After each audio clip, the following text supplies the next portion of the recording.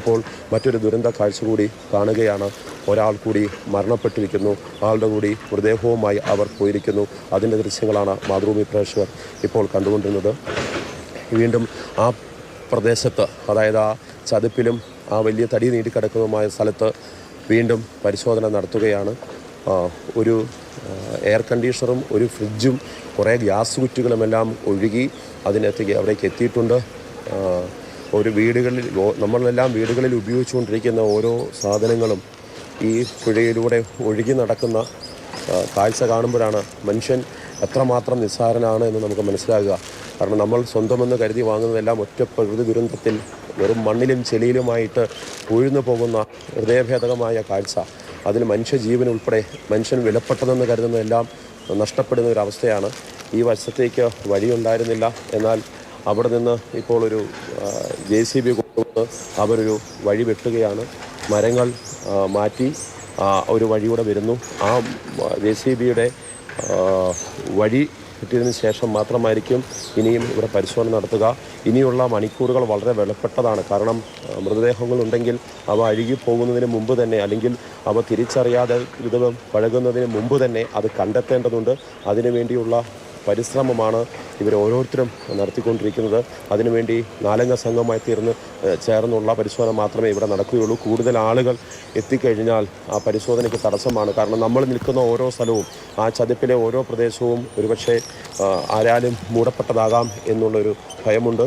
നമ്മളിത് എടുക്കുമ്പോൾ തന്നെ തൊട്ടപ്പുറത്തെ വശത്ത് ഇതാ ഷാനവാസ് ക്യാമറ കൊണ്ട് നിൽക്കും. നേരത്തെ മൊത്തി വെച്ചിട്ടുണ്ട്. കഡാവർ ഡോഗ്, മിലിറ്ററിയുടെ ഡോഗാണ് ജാക്കി.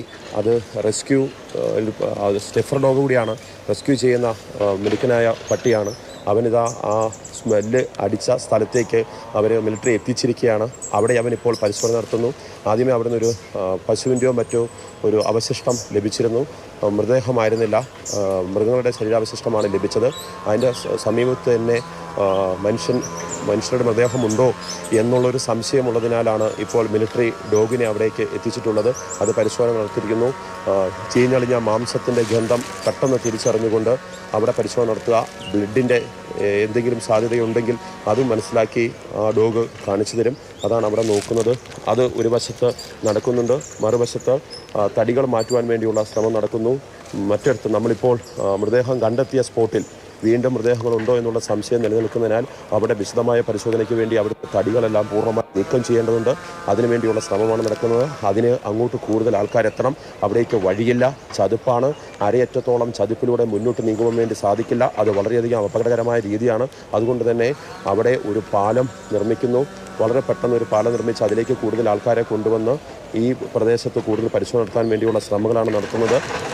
അതിനുവേണ്ടിയുള്ള കൂടുതൽ രക്ഷാപ്രവർത്തകരെ എത്തിക്കുവാൻ വേണ്ടിയുള്ള ശ്രമം ഉണ്ടായിട്ടുണ്ട്. കൂടുതൽ പേർ ഇവിടേക്ക് എത്തുന്നുണ്ട്.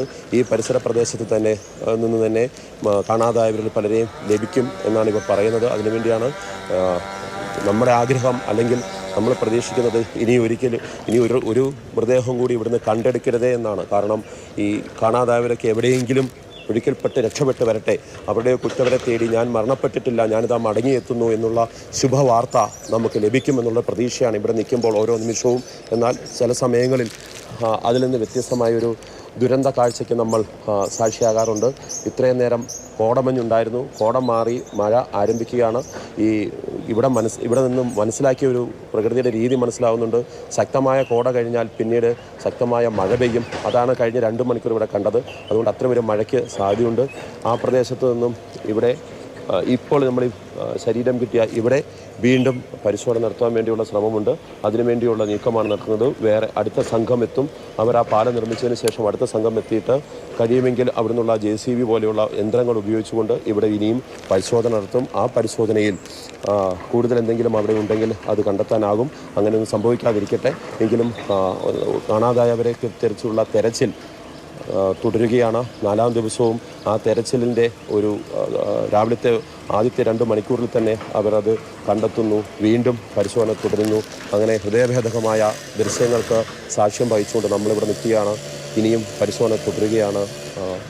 ശരി, മാർഷൽ വി സെബാസ്റ്റ്യനാണ് വിവരങ്ങൾ നൽകിയത്. ഇപ്പോൾ ഒരു മൃതദേഹം കൂടി മാർഷൽ നിൽക്കുന്ന ഭാഗത്ത്, അതായത് വെള്ളാർമലയിൽ നിന്ന് ലഭിച്ചിരിക്കുകയാണ്. വളരെ പ്രയാസപ്പെട്ട് വളരെ ശ്രമകരമായാണ് ആ മൃതദേഹം കണ്ടെടുത്തത്. അത് ഇപ്പോൾ ജീപ്പിൽ മാറ്റിയിട്ടുണ്ട്. ഇനി ആശുപത്രിയിലേക്ക്, മോർച്ചറിയിലേക്ക് മാറ്റും. 4-ാം ദിവസമാണ് കണ്ടെത്തുന്നത്. സ്വാഭാവികമായും തിരിച്ചറിയുക വളരെ പ്രയാസമായിരിക്കും. വളരെ ചുറ്റും സങ്കട കാഴ്ചകളാണ്. എവിടെ നോക്കിയാലും സങ്കട കാഴ്ചകൾ മാത്രമാണ്. നമ്മൾ